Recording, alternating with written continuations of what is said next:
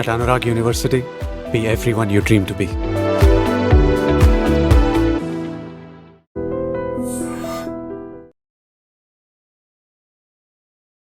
I dream ప్రేక్షకులకు నమస్కారం. నేను మీ అనలిస్ట్ మందరి కృష్ణారెడ్డిని మాట్లాడుతున్నాను. 1500 రూపాయలతో 35 లక్షలు పొందే అవకాశం ఉందా అంటే ఉందనే చెప్తోంది గ్రామ్ సురక్ష యోజన పథకం. ఈ సురక్ష యోజన పథకం ఏమిటంటే ప్రతి పోస్ట్ ఆఫీస్ లోపల ఈ పథకానికి సంబంధించిన వివరాలు మీకు తెలుస్తాయి. ఇవాళ పోస్ట్ ఆఫీసులు ప్రతి ఊళ్ళో ఉన్నాయి, సిటీస్లో కూడా అన్ని ప్రాంతాల్లో ఉన్నాయి. ఒకప్పుడు పోస్ట్ ఆఫీసులు కావు, ఇప్పుడు ఉత్తరాలు మాత్రమే బట్వాడా చేసే పోలీసులు పోస్ట్ ఆఫీసులు ఇప్పుడు ఉండవు.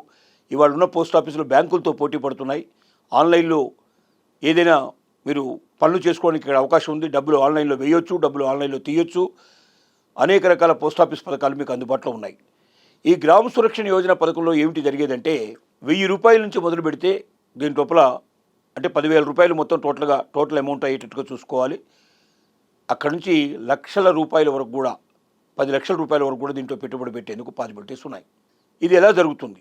నెలకు మీరు 1500 రూపాయల చొప్పున మీరు పే చేసుకుంటూ వెళ్ళారనుకోండి.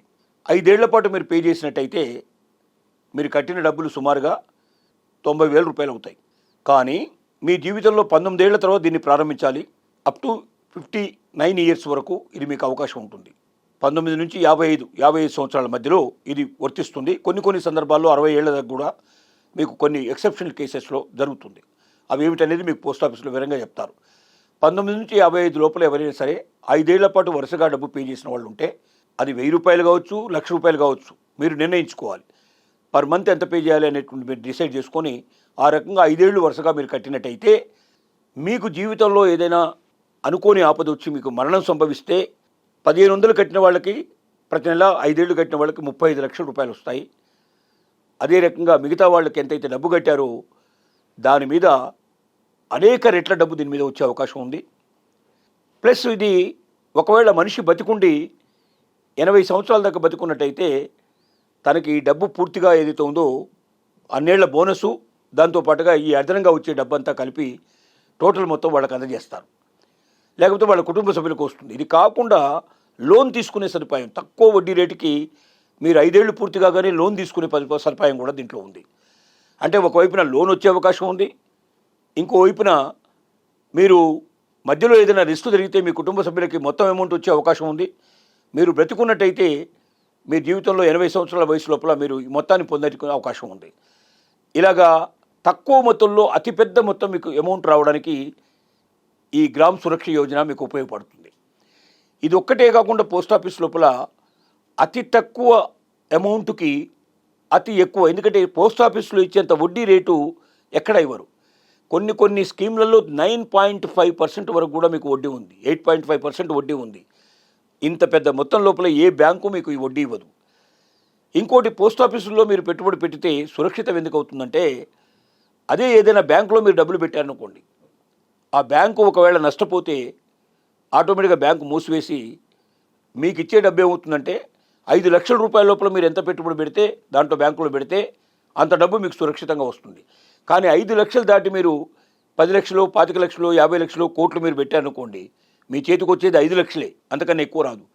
ఎందుకంటే బ్యాంకులు రిజర్వ్ బ్యాంక్ ఆఫ్ ఇండియాలో ఇన్సూరెన్స్ ఎంత చేస్తాయంటే ప్రతి కస్టమర్ మీద 5 లక్షల వరకు మాత్రమే ఇన్సూరెన్స్ చేస్తాయి.